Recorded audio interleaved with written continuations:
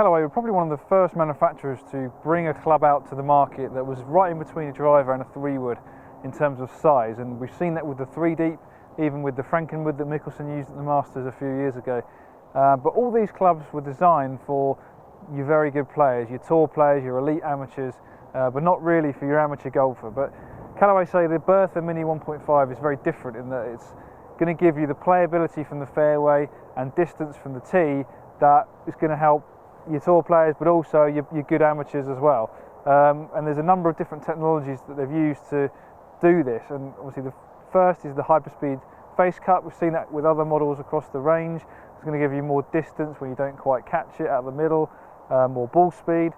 We've also got the Warbird sole, which is kind of a Callaway tradition now.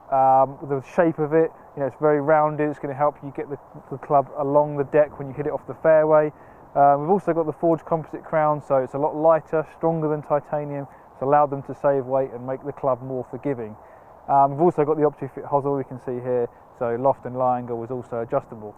235cc, so much bigger than your 3-wood, and it comes with a 44-inch shaft, so the shaft is shorter than the driver, so it really does sit directly in between. But Callaway say with the lofts that it's offered in, so 12 and 14, you should be able to find a loft that's going to work for your game and fit in your bag nicely between whichever clubs you want it to sit. So I'm having a hit with this today at a windy Burley Park Golf Club in Stamford, and really enjoy the performance of this, especially off the tee. If you tee up at the right height, so that's a little bit higher than you would your 3-wood, it's a really enjoy to use off the tee. Quite forgiving. Hit a few that I didn't quite catch, but they held the line really well. Went out the middle, it feels absolutely fantastic. Struggled with it a little off the deck. It's still quite intimidating off the deck, given that it's quite short from front to back, and obviously I know you've got that deep face there, but you can't really see it at address. And I think only if you're a very competent ball striker will you be able to hit this properly off the deck. With that said, I do think that most players will be putting this in as a driver replacement or alternative rather than a fairway wood. I think that's where you're going to get the most use of it out of it, and that's a question you've got to ask yourself. Where is this club going to fit in your bag? Comes in 12 and 14 degrees. You're going to have it as a replacement for your driver if it's not behaving.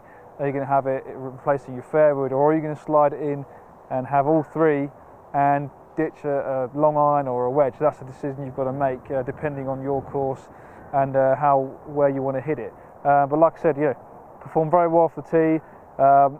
Struggled a little bit off the deck, but with the open face, managed to get a nice little fade going. I think it sits about 1 degree open, and I really enjoyed that slight fade shot, which is a lot more controllable, especially when it lands. So if you're in the market for a club that's going to help you off the tee, and you're not quite hitting your driver very well, this is well worth a go.